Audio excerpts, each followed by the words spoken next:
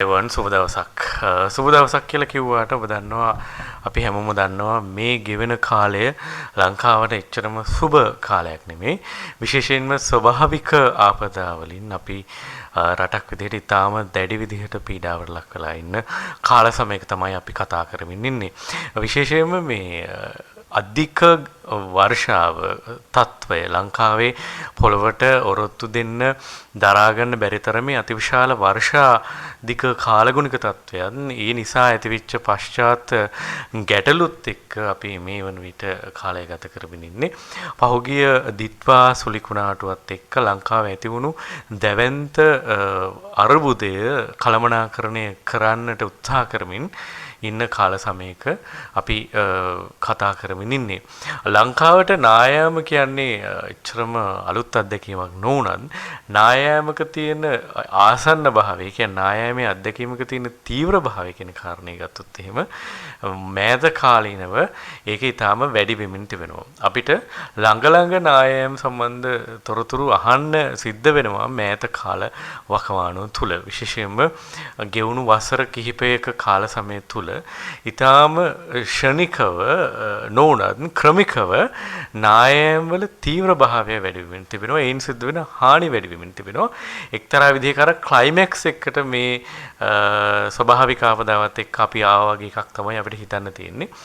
නමුත් ඔබට මතක ඇති දැන් අවුරුදු 35 40ක් වෙන ඊට වැඩියෙන් ඉන්න කෙනෙක් කතා කරොත් එහෙම ඔබේ අත්දැකීම එක්ක අපේ කුඩා කාලේ අපේ බාල කාලේ නායෑම් මේ තරම් සුලභ අත්දැකීම් නෙමෙයි. ගම් වතුර කියන්නේ මේ වගේ නිකන් හිත කම්පා වෙන හිත කීරි ගහින විදිහ අත්දැකීම් වෙන්නේ නැහැ. මොකද බොහෝ වෙලාවට ගම් වතුරින් එහෙම හානි සිද්ධ වුණේ නැහැ. ඒක මිහිරි අත්දැකීමක්. ගම් වතුර කියන්නේ අපිට හරි රසවත් ආදරණීය අත්දැකීමක් තමයි ගම් වතුර ගැන අපේ ඔබේ කාලය ගත්තොත් එහෙම අපේ පුංචි කාලය මතක් කරොත් මතක් වෙන්නේ. හැබැයි දැන් ගම් වතුර කියන්නේ නයිට්මෙයාර් එකක් වගේ රෑ දුටු මහා භයානක සිහිනයක් වගේ තත්ත්වයට පත් වෙලා තියෙන එකට ප්‍රධානතම හේතුව තමයි වර්ෂාපතන රටාව වෙනස් වීම, වර්ෂාපතන තීව්‍රතාව වෙනස් වීම කියන කාරණාව එක ප්‍රධාන හේතුවක් විදිහට හඳුනා ගන්න පුළුවන්. ඒකට ඇත්තටම අපි මොනතරම් වාද විවාද කරන් අපි වගේ කුඩා රටවල් වලට විසඳන්න පුළුවන් ප්‍රශ්නයක් නෙමෙයි එතන තියෙන්නේ.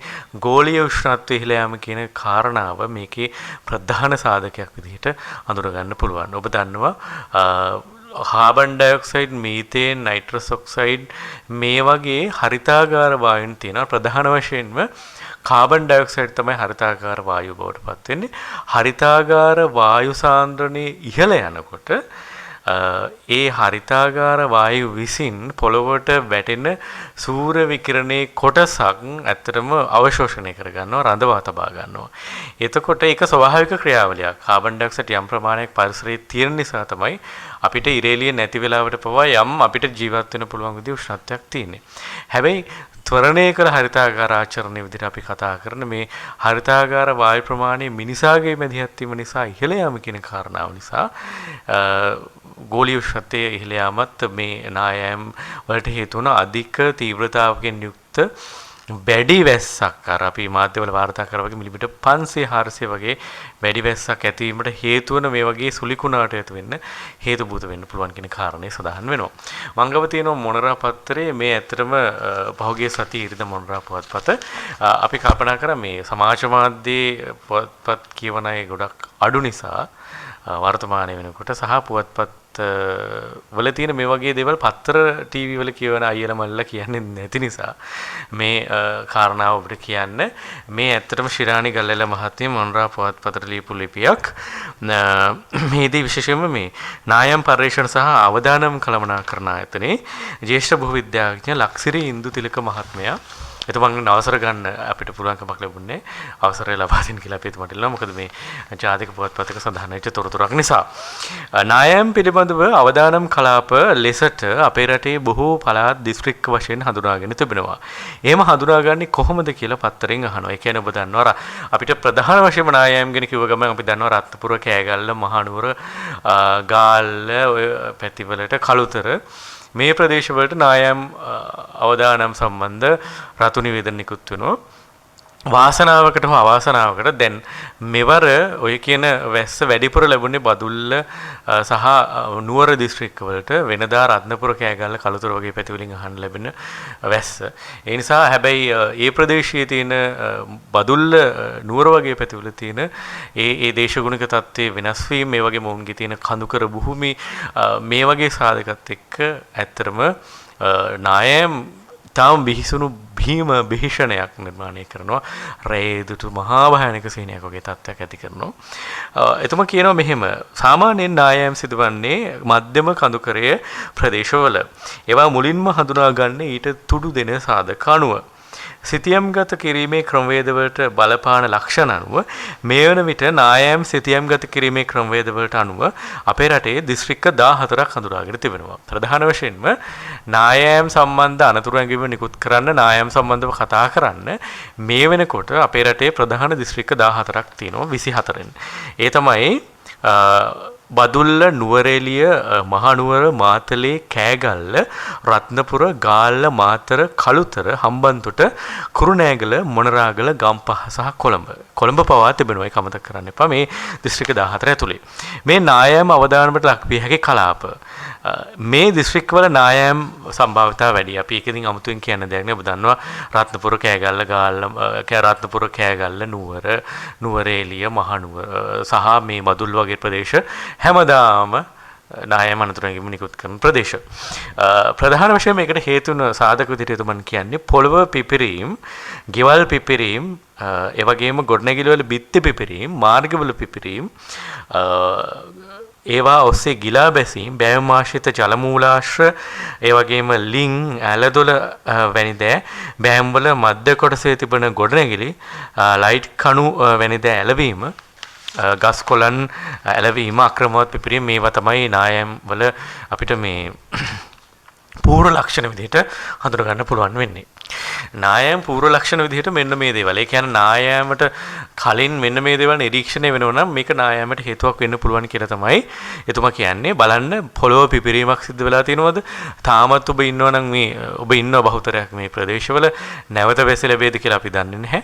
මේ වගේ ලක්ෂණයක් මතුනොත් නායම් වෙන්න පුළුවන් කියලා එතුමා කියනවා. පොළොවේ පිපිරීමක් සිද්ධ වෙලා තියෙනවා නම්, ගෙවල් වල බිත්ති පුපුරලා තියෙනවා නම්, ගිලා බැසීමක් යම් ප්‍රමාණයකට නිවසක හෝ කොහේ සිද්ධ වෙලා තියෙනවා නම්, ගොඩනැගිලි වල බිත්ති පිපිරලා තියෙනවා නම්, මහා මාර්ගවල යම් පිපිරීම් දකින්න පුළුවන් නම්, බෑවුම් ආශ්‍රිත ජල මූලාශ්‍ර, ලිං, ඇලදොල වගේ දෑවල මධ්‍ය කොටසේ තිබෙන ගොඩනැගිලි, ලයිට් කණු වගේ දේවල් ඇලවෙලා තියෙනවා නම්, ඒ වගේම ගස් කොළන් ඇලවෙලා තියෙනවා නම්, අක්‍රමවත් පිපිරීම් දකින්න පුළුවන් නම්, ඒ වගේම මඩ උල්පත් වගේ දේවල් අර පිරිසුදු වතුර වෙනුවට මඩ උල්පත් මතුවීම වගේ දේවල් සිද්ධ වෙනවා නම් මේ නායම් වෙන්න පුළුවන් කියන කාරණේ සඳහන් කරනවා ලක්සිරින්ද තිලක මහත්මයා. ඉතින් මේ සම්බන්ධයෙන් ජාතික ගොඩනැගිලි පර්යේෂණ ආයතනයට මේ පිළිබඳව දැනුවත් කිරීමක් කරන්න පුළුවන් ඔබේ ප්‍රදේශයේ මේ වගේ තත්ත්වයක් තියෙනවා නම්. එතකොට ඒ සම්බන්ධ පරීක්ෂා කරලා බලලා එවැනි අවදානම් තත්ත්වයක් තියෙනවා නම් ඒක හඳුනාගෙන ඒවායේ පදිංචි මිනිසුන් පවුල් සංඛ්‍යාව හඳුනාගෙන ඊට අමතරව කණ්ඩි කඩා වැටීම් අවදානම් ආදිය තියෙනවද කණ්ඩේ උස අවදානම් ආදිය පරීක්ෂා කරලා අර ජාතික ගොඩනැගිලි පර්යේෂණ ආයතනයේ තීන්දුවක් ගන්නවා මොන වගේ තත්ත්වයකද මේ කින ඉඩම තියෙන කියන කාරණේ සම්බන්ධයෙන්. ඒ අරුණහම ගල් පෙරලීම් අවදානම් තිබේදයි පරීක්ෂා කරලා ඒවායේ භූවිද්‍යාත්මක සාධක ආදිය සලකා බලලා බෑවුම් වල ස්වරූපය වගේ දේවල් සහ තවත් තාක්ෂණික කාරණා සලකා බලලා එහෙම තියෙනවා නම් ඒ පළාත් අවදානම් නිවේදන නිකුත් කරනවා. ඒකම මේ තියෙන කලාප අවදානම් කියලා නිවේදන නිකුත් කරනවා. ඒ සම්බන්ධ විද්‍යාත්මක පරීක්ෂණ වලට පස්සේ ඔබ දකින්න ඇති කඩුගන්නාව ප්‍රදේශයේ සිද්ධ වෙච්ච සිදුවීම මේ ප්‍රධාන සිදුවීමට කලින් අරගල් පර්වතයක් කඩාගෙන වැහිලා තින් මේ දේවල් ගැන මූලික අවධානයෙන් හිටියොත් ඔබට ජීවිත බෙර ගන්න පුළුවන්. ඒ සම්බන්ධව ෂණිකව ජාතික ගොඩනැගිලි පරීක්ෂණ අතර දැනුම් දෙන්න කියලා තමයි සඳහන් වෙන්නේ පුවත්පතේ. ඒ වගේම මෙවැනි සක්‍රිය කිරීම සඳහා මිනිසුන්ගේ ක්‍රියාකාරකම් හේතු වෙනවා. අපිට ස්වභාවික පිහිටීම් වෙනස් කරන්න බෑ. උදාහරණයක් විදිහට අපිට නුවරෙන් ගලවලා පත්නපුරේ හදන්න බෑ. නුවරෙන් ගලවලා හම්බන්තොට හදන්න බෑ. කඳුකර ඒ විදිහටම තියෙනවා. ඒව අපිට වෙනස් කරන්න පුළුවන් කමක් නැහැ. ඒ කියන්නේ භූවිද්‍යාත්මක සාධක කියන අපිට වෙනස් කරන්න බැහැ නේ. බෑවුම් වෙනස් කරන්න බෑ. භූ විෂමතාව වෙනස් කරන්න බෑ. පොඩි වශයෙන් වෙනස් කරත් ඇත්තටම මහා පරිමාණ ස්වභාවික බාධක බොහෝ දුරට වෙනස් කරන්න බෑ. බෑමක් ඒ විදිහටම අපිට වැයුම වෙනස් කරන්න අමාරුයි කියන කාරණාව සඳහන් කරනවා. ඒ මේ සඳහා බලපාන ප්‍රධාන සාධක දෙකක් හඳුනගෙන තිබෙනවා. පළවෙනි එක තමයි ස්වභාවික හේතු. ඒක අපිට වෙනස් කරන්න අසීරුයි. නමුත් දෙවෙනි කාරණාව මානව ක්‍රියාකාරකම් මේක ඕන හැටි අපිට වෙනස් කරන්න පුළුවන් අපේ වැඩ. විශේෂයෙන්ම අපේ මානව ක්‍රියාකාරකම් විදිහට ඉදිකිරීම සඳහා බෑවුම් කපනවා, පස් කපනවා, ගස් කපනවා, ගල් කඩනවා, සහ ගස් ඉඩම් ගොඩ කරනවා, ගස් වවනවා, සහ කර්මාන්ත ඉදිකිරීම කරනවා. අපි දන්නවා ඉතින් විවිධ දේශපාලන මොනයිපාකම් මත කාලයක් තිස්සේ පස් කැපීම් සිද්ධ වෙනවා, ගල් කොරි පවත්වාගෙන යනවා. මේවා ඉතින් විවිධ විදිහට මහා පරිමාණයෙන් සිද්ධ වෙනවා. මේවා ඍජුවම මේ මානව ක්‍රියාකාරකම් ඍජු ලෙසම නායෑම සඳහා බලපෑමක් ඇති කරනවා කියන කාරණේ අපි හොඳින් දන්න කාරණාවක්. වර්තමානයේ මේ ආපදා වැඩිවීමට මේවා බොහොමයක් හේතු වෙනවා. අපට ස්වභාවික ක්‍රියාකාරකම් බොහෝ දුරට වෙනස් කරන්න අපහසුයි. එහෙත් මේ මානව ක්‍රියාකාරකම් දැන් වැඩි වෙලා විවිධ කර්මාන්ත පවා නොගැලපෙන ලෙසට ඉදි කර තිබෙනවා. නායෑම නිසා නායෑම වැනි දේවල් ඇති වෙන්න පුළුවන් කියලා ඔහු සඳහන් කරනවා. විශේෂයෙන්ම මානව ක්‍රියාකාරකම් අපිම පරිසරයට හෙන පුදලා පරිසරය අපිට හෙන පුදනකොට අඬන්නවත් වෙලාවක් වෙන්නේ නැහැ. ඔබ දකින්නේ ඉතින් නායම් ෂණිකව ගම් පිටින් පස් වලට වැහිලා යනවා. ඉතින් ඒක කොච්චර වේදනාත්මකද දෙකේ මගද ශ්වසන පද්ධතියට ඔබ හිතන්න දැන් අපි මේ ස්ථානයේ නායමක් සිද්ධ වුණොත් එහෙම අපි ඇත්තටම අපේ ශ්වසන පද්ධතිය පස් වලින් පිරලා යාවිනේ. අපේ ආහාර මාර්ග පද්ධතිය පස් වලින් පිරලා යාවිනේ. පස් කාලනේ අපිට මැරෙන්න වෙන්නේ. ඉතින් ඇයි අපි ඒ වගේ දෙයක් සිද්ධ වෙන විදිහට අපි පරිසරය විනාශ කරන්න කියන කාරණා සම්බන්ධයෙන් යම් මට්ටමකට හිතන්නට අවශ්‍ය වෙනවා. ලෝකේ නායම් සක්‍රිය කරන සාධක කිහිපයක් තියෙනවා. වර්ෂාව නිසා නායම් සක්‍රිය වෙනවා. කාරණාවක් ඉදිරියට ගත්තොත් එහෙම මධ්‍ය කඳුකරයට වැටුණු වැස්ස වැඩි කියන එක අපි කවුරුත් දන්න කාරණාවක්. ඉතින් ඒකට හේතු වෙන්නේ ඇත්තටම අර අපි අර කිව්ව ස්වාභාවික ඒකටත් මිනිස් ක්‍රියාකාරකම් හේතු වෙන හරිතාගර ආචරණය වගේ ගෝලීය වශයෙන් අපිට පාලනය කරන්න බැරි ස්වාභාවික හේතු නිසා ලෝකයේ වායුගෝලයේ සිදුවන අස්ථාවර වීම එක්ක මේ සුලිකුණාට වගේ තත්ත්ව නැති වෙලා ඒකත් එක්ක විශාල විදිහේ වර්ෂාපතන රටාවන් වර්ෂාව නැති වෙනවා කෙටි කාලයක් තුළ ක්ෂණික වර්ෂාපතනයක්. ඉතින් ඒක ඛේදනීය තත්ත්වයක් බවට පත් වෙන කෙන කාරණේ තමයි සඳහන් කළ යුතු වෙන්නේ. ඊළඟට ජලාශවල ජල මට්ටමේ ක්‍රියාකාරීත්වය වෙනස් වීම නිසාත් මේක සිද්ධ වෙන්න පුළුවන්. හිමකඳු ආශ්‍රිත ග්ලැසියර් දියවීම, හිමකඳු දියවීම වගේ දේවල් නිසා කඳු කඩාගෙන වැටෙන්න පුළුවන්. ඒවා අපිට අදාළ වෙන්නේ නැහැ. භූමිකම්පා නිසා නායම් සක්‍රිය වෙන එකම අමතක කරන්න එපා. නායම් සක්‍රිය වෙන්න පුළුවන් සුළු සුළු භූමිකම්පා නිසා පවා. අපේ රටේ හිමකඳු නිසා සිදුවන නායෑම් භූමිකම්පා නිසා සිදුවන සක්‍රිය වීම නැහැ කියලා තමයි ඔහු සඳහන් කරන්නේ. 99%ක්ම බලපාන්නේ වර්ෂාපතනයේ බව එතුමා සඳහන් කරනවා. මේ හැර ජලාශවල ජල මට්ටමේ ක්‍රියාකාරකම් බලපානවා. මේ නිසා නායම් සක්‍රිය කරන සාධක තියෙනවා. ඒවායේ බලපෑමත් ස්වාභාවික සාධක සහ මානව ක්‍රියාකාරකම් කියන කාරණාවනුත් එකතු පාදා වෙලා තමයි මේ ඛේදනීය තත්ත්වය අපිට ඇති කරන්නේ. හැබැයි ප්‍රශ්නයක් තියෙනවා ලංකාවේ බහුතරයක් මේ කියන ඔය අනතුරු අඟවල තියෙන ප්‍රදේශවල තියෙන්නේ ඇත්තටම පෑවුම් සහිත භූමිය. අපිට තියෙන පර්චස් 10 අක්කර භාගය වෙන්න පුළුවන්. ඒක කොච්චර වටිනවද? යන්න පාරක් නැති වුණත් වතුර නැති වුණත් ඉන්න හැල්ලා තියෙන්නේ ඒ වගේ පොඩි භූමි භාගයක් නම් කවුරු කිව්වත් කොහොමද යන්නේ කියන ප්‍රශ්න මතුවෙනවනේ. එතකොට යම් පුද්ගලයෙකුට කඳු බෑවුමක ඉඩමක් තියෙනවා නම් එහි නිවසක් ඉදි කිරීමට අවශ්‍ය නම් නුවර තියෙන කඳු අපි නුවර කියොත් එහෙම ඔබ දන්නවනේ නුවර නගරයෙන් ගියත් අපිට නුවර නගරයේ අස්තිෂ්ඨමාන පේන්නේ ඉහළින් තියෙන මහා දැවැන්ත කඳු පන්තිෙහි හදපු හෝටල් විවිධ ගොඩනැගිලි. ඉතින් එහෙම දේවල් තමයි දකින්න තියෙන්නේ. බෑවුමක ඉඩමක ඉදිකිරීමට අවශ්‍ය නම් පළමුව ප්‍රාදේශීය වශයෙන් ඒ ප්‍රදේශයේ තියෙන අපදා තත්ත්වය නිරීක්ෂණය කළ යුතුයි. ස්ථානීය වශයෙන් අපදා තත්ත්වය නිරීක්ෂණය කරන්න ඕනේ. දැන් මේ වෙනකොට ලංකාවේ නායම් අතිවිශාල ප්‍රමාණයක් සිද්ධ වෙලා තියෙනවා. ඒ ආශ්‍රිත ඒ ළඟ තියෙන බිමක ගයක් හදනවා නම් සෑහෙන දේවල් පිළිබඳව සැලකිලිමත් වෙන්න අවශ්‍ය වෙනවා. මොකද අපි දැක්ක විශාල ප්‍රමාණයක් නායම් සිද්ධ වෙලා තියෙනවා සුළු සහ මහා පරිමාණ වශයෙන්. ඒකට ඒ ළඟ ඉඩමක ගයක් හදනවා නම් ඒක ලොකු වැඩක්. ඒ ගැන සෑහෙන හිතන්න වෙනවා. ස්ථානීය වශයෙන් මේ සම්බන්ධව ආපදා තත්ත්ව නිරීක්ෂණය කරන්න අවශ්‍ය වෙනවා. ප්‍රාදේශීය වශයෙන් නායමේ ආපදා තත්ත්වයක් තිබෙනවා නම්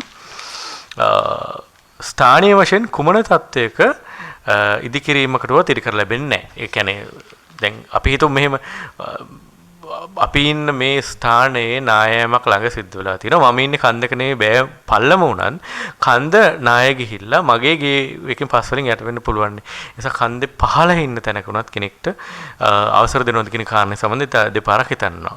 උදාහරණයක් විදිහට එතුමා මේ කාරණේම තමයි කියන්නේ තිබෙන ඉඩම තැනිතලා උනන් උඩහින් එනම් නායමක් නිසා සුන්බුන් තැන්නපත් වෙන්නේ තැනිතලා බිමක. අපි ඉන්නේ කන්ද පහළ උනත් කන්ද උඩ නායමක් උනොත් පස්සෙන්නේ අපේ ගේ උඩට. ඒ නිසා ඒවා අධි අවදානම් භූමි විදිහට තමයි සලකන්නේ. සාමාන්‍යයෙන් නායම් අවස්ථා 3කට හඳුන්වනවා.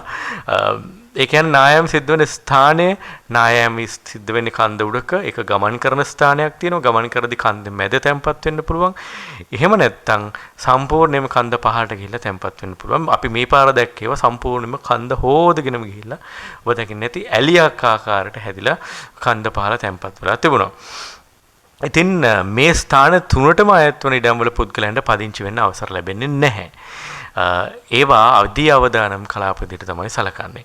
ඒ සමහර අවස්ථාවල පුද්ගලයන් දැන් උන්ට ඇවිත් කියනවලු මේ අපේ ඉඩම තැනිතලා ඉඩමක් උනත් ඉදි කරන්න අවසර දෙන්නේ ප්‍රතික්ෂේප කරනවා කියලා. ඒකට හේතුව තමයි ඉඩම තැනිතලා වුණාට නාය ගියොත් අර උඩ තියෙන ඔක්කොම පස් ටික හොදගෙන ඇවිල්ලා ඔක්කොම පව් ටික හේදලා ඔබේ ඉඩමේ තමයි තැන්පත් වෙන්නේ. ඒ නිසා එහෙම අවසර දෙන්නේ නැහැ කියලා එතකොට සඳහන් කරනවා. මෙවැනි භූමියක් තැනිතලා වුණත් උඩින් නායාමේ අනතුරක් තිබෙනවා කියලා හඳුනාගෙන තිබෙනවා නම් කිසිම අවස්ථාවක එවැනි ස්ථානික ගොඩනැගිල්ලක් ඉදි කරන්න අවසර ලැබෙන්නේ නැහැ. මේ සඳහා තවත් පැහැදිලි කරන්න පුළුවන් යම් පුද්ගලයෙකුට තරමක ලොකු ඉඩමක් තියෙනවා නම් ඉඩම තියෙන ඇලක් 12ක් ආසනයේ නම් උඩින් නායක් යහකේ අවදානම් කලාපයක් නම් එහෙත් එවැනි භූමියක කොටසක ඉදිකිරීමට අවසර ලැබෙනවා. ඒ අවදානමින් බහැර ප්‍රදේශය පරීක්ෂා කරලා. ඒ කියන්නේ ගඟක් තියෙනවා උඩ අවදානම් කොටසක් තියෙනවා. අවදානම් නැති කොටසක් අක්කර 5ක විතර තියෙනවා. ඒ අක්කර ලොකු ඉඩමක් තියෙනවා. ලොකු ඉඩමේ අවදානම් නැති කොටසක ගේ හදන්න අවසර දෙන්න පුළුවන්. එක කොටසක නායකයා උනත් කියලා තමයි සඳහන් වෙන්නේ. ඉතින් ඒ අරුණහම ඉඩම කොච්චර තැනිතලා වුණත් කුඩා ඉඩමක් නම් ඉඩම පොඩි නම් තැනිතලා ඉඩමක් නම් උඩින් නාය යනවා නම් මොනම අවස්ථාවකවත් ඒකට අවසර ලබා ගන්න පුළුවන්කම ලැබෙන්නේ නැහැ. මේ අරුණහම කෙනෙකුට තියෙන පර්චේස් 5ක් නම් එහි නායමේ අවදානම නැති තැනිතලා භූමියක්වත් ඇලමාර්ගයක් ආසන්නයේ නම් ඉහතින් බෑවුම් සහිත නම් නිවසක් තැනීමට අවසර ලැබෙන්නේ නැහැ. හේතුව ප්‍රාදේශීය වශයෙන් තිබෙන අවදානම ස්ථානීය වශයෙන් තිබෙන අවදානම සහ නායෑමෙන් සුන්බුන් තැන්පත් වීමේ අවදානම් කියන සාධක තුන මෙතන තියෙන නිසා එහෙම ඉඩමක් තියෙනවා නම් ඔබට එතන ගයක් හදන්න හම්බ වෙන්නේ නැහැ. විශේෂයෙන්ම දැන් මේ සිද්ධ වෙච්ච ජීවිත හානි සම්බන්ධව හිතනකොට දැඩි ලෙස මේ කියන පාරිසරික විද්‍යාත්මක සාධක පිළිබඳ සැලකිලිමත් වෙන්න අවශ්‍ය වෙනවා. ඔබ දන්නවා බොහෝ වෙලාවට උත්සාහ කරන්නේ පරිසර ඇගීම් වාර්තාව කොහොම හරි පාස් කරගෙන ගයක් හදන්න. එහෙම නැත්නම් ඒ වගේ දේවල්. හැබැයි නායමේ අවදානමක් තියෙන තැනක නම් ඔබ නිවස හදන්නේ හෝ වෙනත් දෙයක් කරන්නේ වියදමත් එක්ක ඔබ ජීවිතේ. ඒ කියන්නේ අපිට මේ ඛේදවාචක ටික හොඳටම ඇති කාට හරි හිතෙනවා නම් එක මොහොතක ඒ වගේ තැනක ගයක් හදන්න මේ සිද්ධ වෙච්ච මරණ මේ අඳෝනා මේ දුක්ඛ දෝමනස්යන් පස්සයට ඉන්න මృతදේහ එයාගේ හීන ගැන තියෙන කතන්දර ටික ඇහුවනම් හොඳටම ඇති නැවත ඒ වගේ ගොබ්බ වැඩක් නොකරන්න කියන කාරණේ සඳහන් කරන්න අවශ්‍ය වෙනවා. ජාතික ගොඩනැගිලි පර්යේෂණ ආයතනය විසින් එවැනි තහනමකට ලක් කළ භූමියක ඉදිකිරීම කරන්න බැයිද? දැන් ගෙවල් හදන්න එපා කියලා කිව්ව ගොඩනැගිල්ලක මොකද ඉඩමක මොකද කරන්නේ? ඒකේ තනකොළ වවන්න දෙන්නේ. يعني කැලේ විතරද තියන්න පුළුවන් මොකද්ද කරන්න පුළුවන්? කියලා අහනවා. ඒ කියන්නේ එතකොට ඔක කියන්නේ අපේ ආයතන පොලිසියක් නෙමෙයි. අපේ අවදානම් සහිත ස්ථාන සියල්ල පරීක්ෂා කර බලලා ඒ සියලු සාධක අනුව ඉදිකිරීම නුසුසු බව සඳහන් කර සහතිකයක් දෙනවා. අපේ ආයතනයේ මහජන සහායක දෙන ආයතනයක් මෙසේ ඉදිකිරීම වලදී අවදානම් ගැන පහදලි කරලා තියෙනවා. ඒත් මේ වර්තමානයේ දක්වලා ලැබෙන මෙසේ සියලු අවදානම් සාධක පැහැදිලි කර දුන්නත් ඒවා නොපිළිපදින එකේ බරපතලකම. ඒ කියන්නේ ගොඩනැගිලි පරීක්ෂණ ආයතනයේ පොලිසිය වගේ ගිහිල්ලා මේ පිටිපස්සෙන් තුවක්කුවක් තියලා මේ යන්න ඉන්න එපා කියලා කියන්නේ නැහැ. ඕන් යම් මාර්ගෝපදේශනයක් ලබා දෙනවා. මෙතන මේ වැඩේ කරන්න එපා. මේ වැඩේ කරොත් මැරෙන්න වෙනවා කියන කාරණේ. දැන් මේ ජීවිතක්ෂර පතලා තියෙන සමහර තැන් එතුමා කියන විදිහට එහෙම ගෙවල් හදන්න එපා, ගොඩනැගිලි ඉදිකිරීම කරන්න එපා, මෙහෙම අවදානම් කියලා කිව්ව ඒවා එහෙම කියලා සත පහකට ගණන් ගන්න නැතිව විද්‍යාත්මක දත්ත අවශ්‍ය නැහැ. අපිට තියෙන දැනුම ප්‍රයෝජනවත් අපි තමයි සේරම දන්නේ. ඔය ඩිග්‍රී කාරයන්ට මොනවද කරන්න පුළුවන් වගේ එකක් කියලා හදාගත් එකේ අනිත් විපාක තමයි දැන් මෘත ශරීර බවට පත්ලා තියෙන්නේ සමහර තැන්වල. කෙනෙක් එතුමා කියන්නේ ඒක බරපතල කතාවක්. අවදානම් ප්‍රදේශවල ජීවත් වන අයට පදිංචි වීම සඳහා අවදානම් නැති ස්ථානවල නිවෙස් සාදා අපහසුකම් සහිත නගර නිර්මාණය කිරීමේ සැලැස්මකට යන්න බැරිද කියන කාරණා. මොකද දැන් මේ ගෙවල් ඉන්න එකේ තියෙන අවදානම් අපි දන්නවා. ඉතින් එහෙම තත්ත්වයක් තියෙනවා නම් මේ අය ඉන්නේ කොහෙද කියන එක සම්බන්ධයෙන් තමයි ළඟට ප්‍රශ්න තිබෙන්නේ. අවදානම් ප්‍රදේශවල ජීවත් වෙන නගර නිර්මාණ කිරීම ගොඩනැගිලි පරීක්ෂණ ආයතනයට කරන්න බෑ. මේ සඳහා ආයතන කිහිපයක් තියෙනවා. ඇත්තට මේක හොඳ අදහසක්. මේ රටේ පවතින නීතියත් එක්ක ඒ සඳහා වෙනුව ආයතන තිබෙනවා. ජාතික මට්ටමේ සැලසුම් සකස් කිරීමට එක ආයතනයකට කරන්න බෑ. ඒ වගේම පළාත් වශයෙන් සහ ප්‍රාදේශීය වශයෙන් මේ ආයතන ඒ වගේ සුදුසුද නුසුදුසුද කියන කාරණේ අඳුරාගෙන නගර නිර්මාණය කිරීම අවශ්‍යයි. ඒ සඳහා ඒවා දිස්ත්‍රික් වශයෙන් මහනගර සභා ප්‍රාදේශීය සභා වශයෙන් කියන මූලික අධ්‍යයනය කරන නීතිගත කරන්න ඒවා නොකිරීමෙන් සිද්ධ වෙච්ච ප්‍රතිඵලය තමයි අර කඩු ගණනාවෙන් සිද්ධ වෙච්ච දේ කියලා එතුම සඳහන් කරනවා. කාලගුණ දෙපාර්තමේන්තුව විසින් අධික වැසි ඇති වන බව පුරවකථනය කර තිබෙන විට එසේ කළ විට අප ආයතන විසින් ස්වයංක්‍රීය වර්ෂාපතන මාන දත්තවලට අනුව තහවුරු වී තිබෙනවා. මේ නිසා ජනතාව මේ සම්බන්ධව දැනුම් දුන්නාම ජනතාව සම්බන්ධයෙන් සැලකිලිමත් වෙන්න ඒ විදිහට ජීවිත හානි දේපල හානි මීට වඩා අම කරගන්න පුළුවන් අපායතනයේ අරමුණ ජීවිත හා දේපල ආරක්ෂා කිරීමට ඒතුම සඳහන් කරනවා. ඔබ දන්නවා නායෑමක් ඒ තමයි පත්‍රයේ කතාව. නායෑමක් කියන්නේ ඇත්තටම සරල වශයෙන් ගත්තොත් එහෙම බෑවුම සහිත ප්‍රදේශයක ඔබ දන්නවා පස් ඇති වෙන්නේ පාෂාණ ජීර්ණය වෙලා මාතෘ පාෂාණයෙන් මේ පස් යට තියෙනවා. අර අධික වර්ෂාපතනයත් එක්ක වැස්සෙන් එන වතුර මේ එකතු වෙලා පස සංතෘප්ත වුණාට පස්සේ තවදුරටත් පසට වතුර උරා ගන්න බැරි වුණාට පස්සේ පස සම්පූර්ණයෙන් වතුරෙන් පිරුණාට පස්සේ අර බෑවුමේ තියෙන බෑවුම් සහගත භූමියේදී පස් අංශුවත් අර පස් තට්ටුවත් අර යට තියෙන මාතෘ පාෂාණයත් එකකින් වෙලා පස් කන්දම පහළට ගලාගෙන යනවා. ඒ උඩ තියෙන ජීවිත දේවල් විනාශ කරමින් සරල ක්‍රියාදාමය ඔන්නක තමයි. ඉතින් ඒ නිසා විශේෂයෙන්ම මේ නායම් සම්බන්ධ මේ සිද්ධ වෙච්ච අමිහිරි ඛේදනීය දුක්ඛිත අතිශය දාරුණු අත්දැකීම පාදක කර ගනිමින් ඉදිරියේදීවත් මේ මධ්‍ය කඳුකරේ ලංකාවේ හදවත වගේ තියෙන මධ්‍ය කඳුකරේ ඉඩම් පරිහරණය කරන්නේ කොහොමද කියන කාරණේ සම්බන්ධයෙන් වන කිසියම් ජාතික ක්‍රියාවීමකට අවශ්‍ය උමනාව හදා ගන්න වටනවා කියලා අපි කල්පනා කරනවා. ඒක ඒගොල්ලන්ගේ වැඩක්. හැබැයි අපිට ගියක් හදනකොට විශේෂයෙන්ම මේ කියන කාරණා පිළිබඳ සැලකිලිමත් වුණොත් අපිට අපේ ජීවිත බේර ගන්න පුළුවන් වෙයි කියලා අපි කල්පනා කරනවා.